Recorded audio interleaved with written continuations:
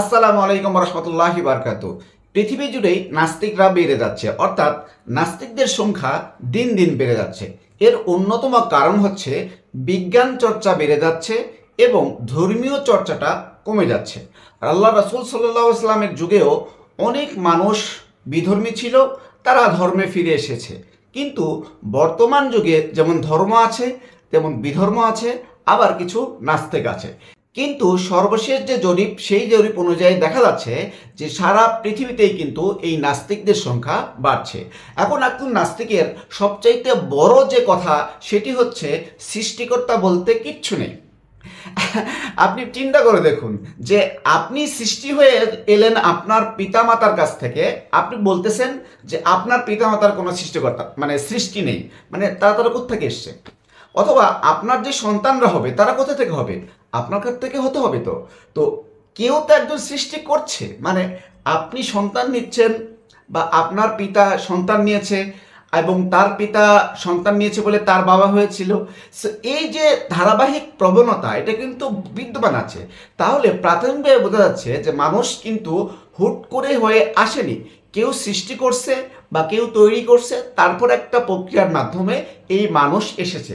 সুতরাং আমরা এটা বলতে পারি যে প্রত্যেকটি সৃষ্টির পিছনেই কোনো না কোনো রহস্য আছে, আর কেউ না কেউ একক সৃষ্টিকর্তা আছে। এবার আমি আপনাদেরকে অন্য একটি লজিক দিয়ে বোঝানোর চেষ্টা করি। এই যেমন পৃথিবী, বিজ্ঞান বলছে যে প্রতি সেকেন্ডে 29 কিলোমিটার বেগে পূর্ব থেকে পশ্চিম দিকে ঘড়ির কাঁটা বরাবর ঘুরতেছে, প্রতি সেকেন্ডে ঘুরতেছে। আপনি চিন্তা করে দেখেন যে আপনি যে পৃথিবী ঘুরে বেড়াচ্ছেন, এই পৃথিবীতে যে প্রতি সেকেন্ডে 29 কিলোমিটার বেগে ঘুরতেছে, এটা কি আপনি বুঝতে পারতেছেন?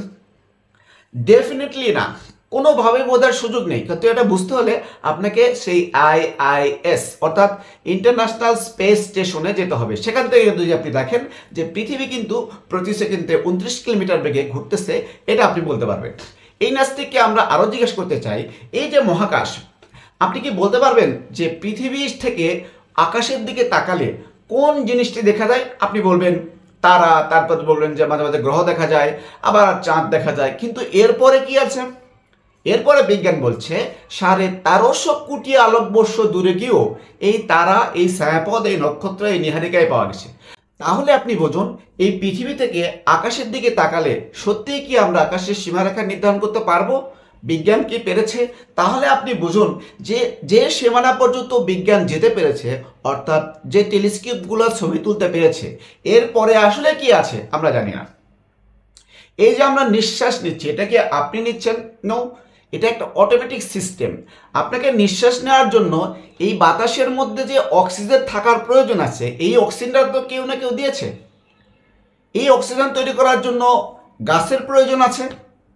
আবার দেখুন, আমরা এই পৃথিবীতে অক্সিজেনে বেঁচে আছি, মাছ কিন্তু আবার আপনি যদি পানি থেকে বা নদী থেকে নিয়ে আসে এরকম শুকনো জায়গাতে রাখেন, তাহলে কিন্তু দ্রুত মারা যাবে। কেন? তাহলে মারা যাওয়ার কারণ কি? কেননা মাছও তো অক্সিজেন নিয়ে বেঁচে আছে, মানুষও অক্সিজেন নিয়ে বেঁচে আছে। সুতরাং বোঝা যাচ্ছে এই মানুষ যে অক্সিজেন নিয়ে বেঁচে আছে এবং মাছের যে অক্সিজেন নেওয়ার প্রক্রিয়া, সেটা কিন্তু ভিন্ন।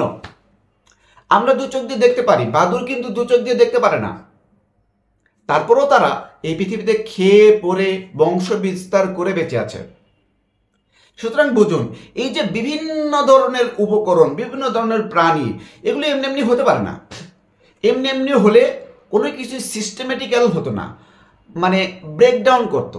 আমরা আরো বলতে পারি, এই যে আপনি চিন্তা করেন, এই চিন্তা করার জন্য যে ব্রেন, এই ব্রেনের মধ্যে যে ঘেলু, এই মাথার মধ্যেই রাখতে হবে কেন? মাথার মধ্যে থাকবে, এখানে তো থাকতে পারতো। তাহলে মাথার মধ্যে থাকলে পুরো সিস্টেম, আপনার পুরো শরীরটা মিলে একদম সুন্দরভাবে সেটি চলে যাবে।